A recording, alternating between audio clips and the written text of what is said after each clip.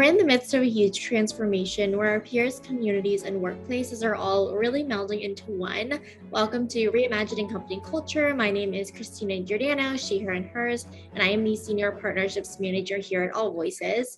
Today, I am very excited to welcome our next guest on the interview series, Necole Jones. She is the Global Human Resources Leader. Nicole, it's so good to see you. If you want to share a little bit about yourself for our listeners, including your pronouns, and when you were younger, do you remember how exactly you answered the question, what do you want to be when you grow up? All right. So thank you, Christina, for the opportunity and invitation to be with the AllVoices family. I'm Necole Jones. I am a global human resources leader, and I'm based in Memphis, Tennessee. And I consider Memphis the place of three kings. Elvis Presley, the king of rock and roll, lived here.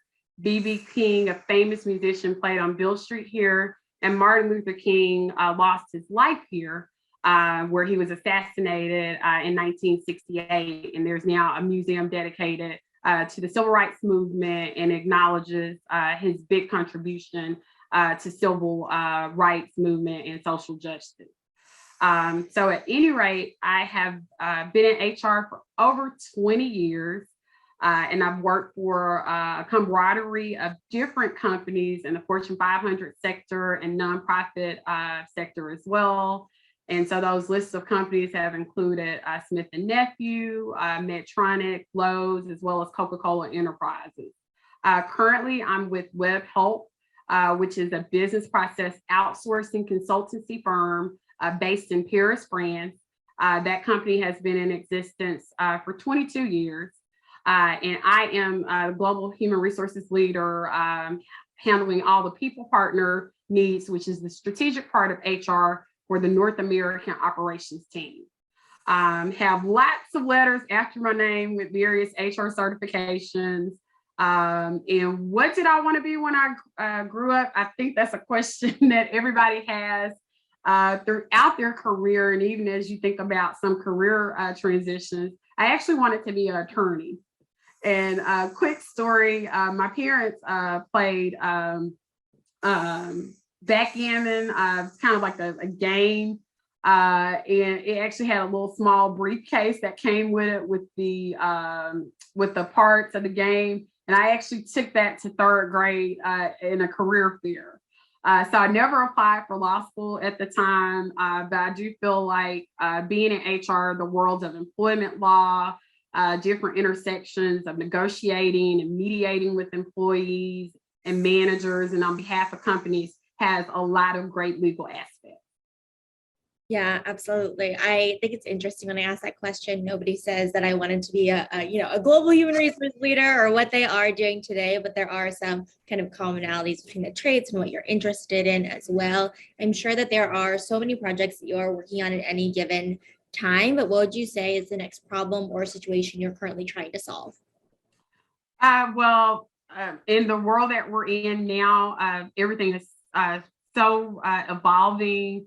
I still feel like we're in the midst of the pandemic, even though there's different cycles of it. The company that I work for has been around for 20 plus years, but the North American market is a newer market. So establishing a lot of practices. I think one thing that you do have to think about, and I recently saw a post about it, is you look at gas prices and just the inflation in general. And so how are we going to combat that from an employer perspective? Because typically, if you only get the 3 to 5% increase, you're not even keeping up with inflation. So how are you going to retain those great workers? And it is a battle for workers in the midst of the great resignation, the great reevaluation. And a lot of employees are deciding to pivot and leave companies, but at the same time, companies need employees to survive. Absolutely. And it's a big kind of question that a lot of people are asking as well of retention. What is motivating folks to stay at their organization, growth, connection with employees, purpose-driven work, all of these kind of things melding together. It's in the kind of title of our interview series, and this all speaks to this dynamic thing of company culture. As a leader at an organization, how do you really think about qualitative and quantitative ways to measure this ongoing process of company culture? Well, for me personally, company culture needs to be a living and breathing organism. And a lot of companies you go to, they say, what's your culture? And there might be 3 or 5 words, customer first, employee centric, loyalty, trust, respect. And these are just words. But if you don't put the action behind those words just live on paper. And so it should be a living and breathing organism that rolls down from the CEO, rolls up from a frontline employee, an hourly employee, and it should be embodied in that organization that if I walk in off of the street and I'm not an employee, of that particular company, I know what the culture feels like. And I would say definitely from a HR standpoint, looking at the analytics that relate to company culture. What's your retention rate? How long are employees staying tenured with the organization? What's your promotion rate? So are you doing internal promotions, and how are employees navigating from one role to the next role? Attendance rate, overall wellness rates. What are the health claims? Are employees being stressed out by working in this work environment? And so those are all different aspects that you can look at from a numbers perspective and paint a picture as to what the culture looks like. Absolutely, piecing those kind of different elements together and telling the story, finding the kind of patterns over time as well, and then making insights driven kind of decisions too. When you think about your experience in human resources, people, talent, culture, what are some of the patterns you've seen over time in the evolution of this space and industry? Well, having been in HR for over 20 years, and don't want to tell my age here, but at any rate, I think HR has really evolved.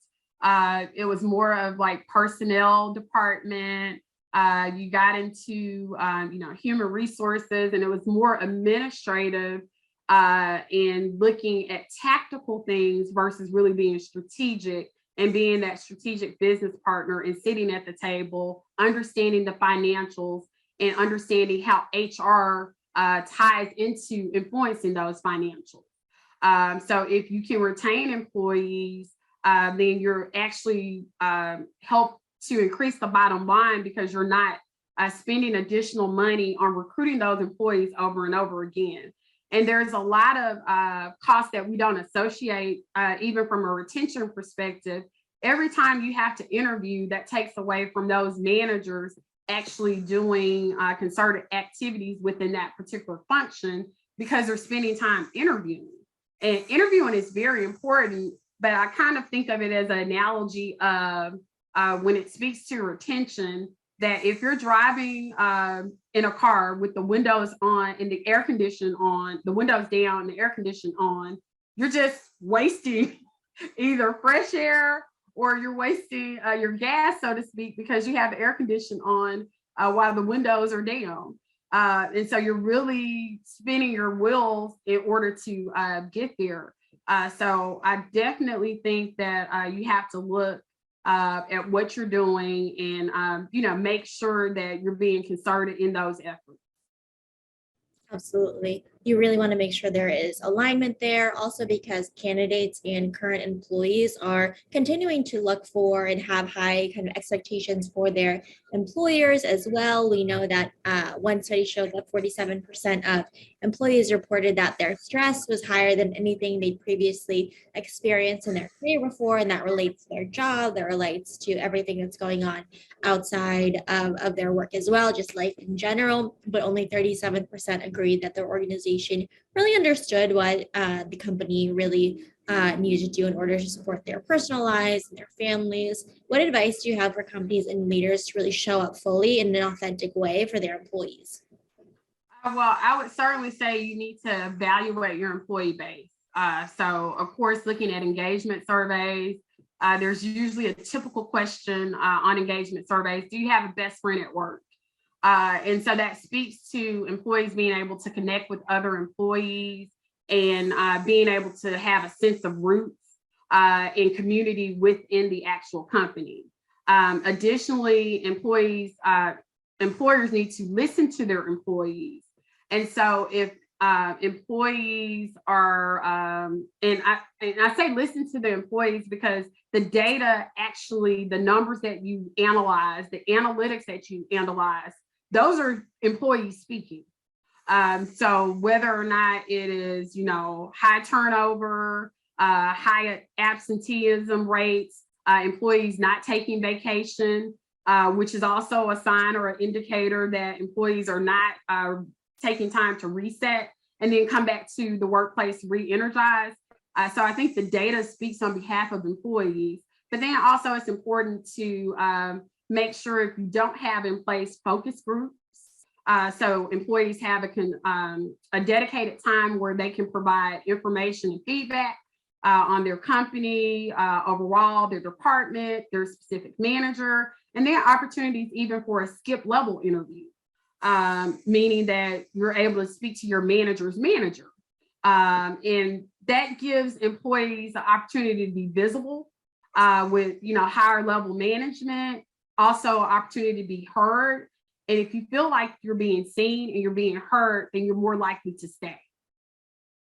Absolutely. People want to be seen, heard, and understood. And really, when you offer these multiple avenues for folks to really give feedback, how are you demonstrating as leaders, managers, and as a company that you're listening and hearing what people are saying as well? So that next step in terms of effective communication, taking action, I think over the last few years, because of all the challenges and nobody has a crystal ball, folks were really consistently auditing the employee experience. Business as usual is out the door as well. Can you tell me about how you've redesigned a system to be more equitable in the past, or that is a process, policy, or initiative? Yes, I think one thing that's important, and in HR, I believe there should be definitely some type of DEI component, diversity, equity, inclusion weaved in. So one of the, I would say, big moments that I'm happy to say that I was actually a part of was actually initiating equity audits before they were even, popular related to salary. And so actually looking and determining based off of tenure of employees, level of education of employees, analyzing demographics to see if there were any red flags relative to were women paid more than men? Was there anything related to any type of racial demographics where there were discrepancies? And then those things that were red flags, calling that out to the manager to say, hey, there's something here. It might not be intentional, but this is what it could be perceived as. And so in order to make sure that we're doing the right thing and we're not creating an issue that could open us up for an EEOC claim, let's do this. And then you also need to get the partnership and buy-in of the finance department and team to make sure that we have the budget dollars to do that. And sometimes there could be discrepancies that are very large, but come up with a game plan on how you can get that individual or group of employees, because it might be a specific function where, once you do a compensation analysis, you understand that everyone in, the engineering level 2 group is all underpaid. And this is based off of, competitive analysis with other companies. And then also what the market is saying that this salary dictates. So I think it's important to be advocates. And that's one thing I'm happy to do in making sure that we do that fairly through making sure that salaries are equitable for all. Absolutely. Pay equity is so important. Consistently auditing, making sure people are being paid in a really fair way across the board, and seeing if there are discrepancies, why is that happening, and sharing the information with the team as well, working collaboratively with additional stakeholders at the company too. When you think about kind of really identifying culture champions and kind of areas of improvement, how can organizations identify on the opposite end those quote unquote hidden dangers of either kind of toxic managers or department or misaligned goals or values, not effective communication, and proactively find them by empowering employees to really speak up and share those experiences? Well, I think there certainly needs to be, that should be a part of the culture, that employees feel like there is an open door policy, and that open door is not just a figurative type of phrase or language, but it's something that is an active part of the organization.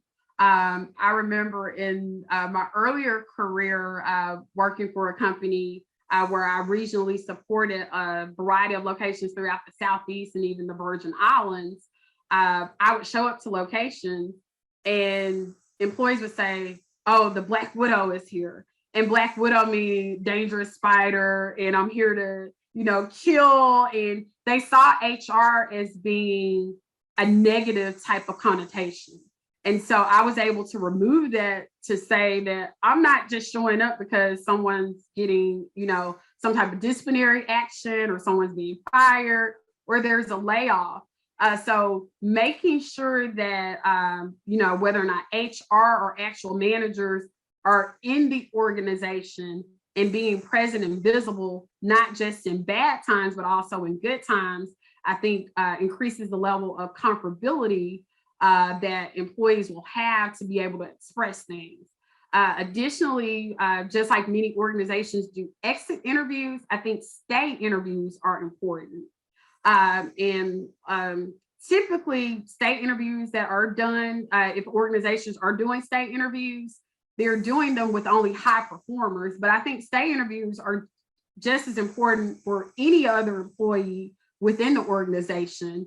So doing those check-ins to say, why have you stayed with the organization this long? What resonates with you? What makes you excited about working for the company? And being able to get that feedback and that input will be able to go a long way.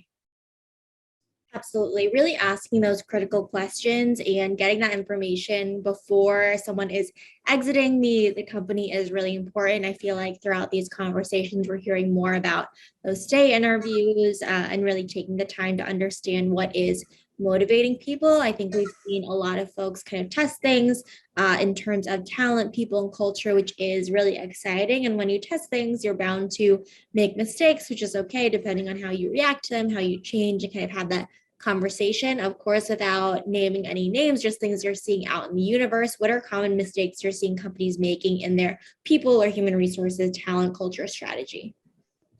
Not having a strategy at all. And I say that because I think in the news and if you're on LinkedIn, you're seeing all these feeds where companies are doing these massive layoffs. And I too have been with companies that have done massive layoffs. And let's say the head count is 10,000. And then you do a layoff and you terminate and reduce 2,000 positions, and the head count is now 8,000. But then over the next year and a half, you get up to 12,000, and then you're doing a layoff again. And so sometimes you wonder, like, who's making these decisions at the top? Because we were already at XYZ point, and then we still continue to do this hiring, and it doesn't make sense. So really looking at the strategy and not saying that organizations, won't have layovers at all, but what if we, what can we do to make sure we try to prevent that? And then if we can't prevent that, are there employees that we can be able to salvage? Are there other open roles that we, need to fill? If we can't fill those roles, making sure that we're doing what we can do to be in the best interest of the employee, to ensure that they get placed with another company if there's not an opportunity within your own company.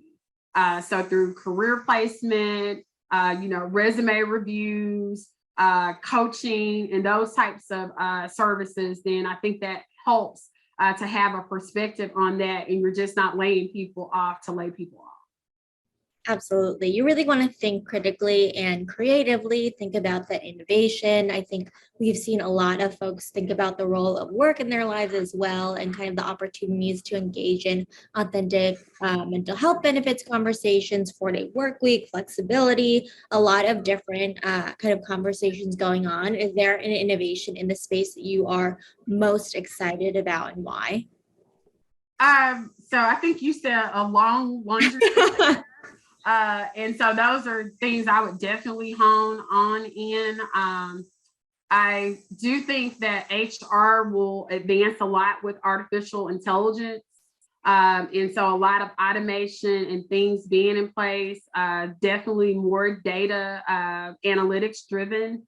And in that regard, that takes the opportunity for HR to be more strategic. If there's more automation and you have more insight and you have a narrative that you can provide with those numbers. I definitely think the 4-day work week is, something that's going to, pick up some steam.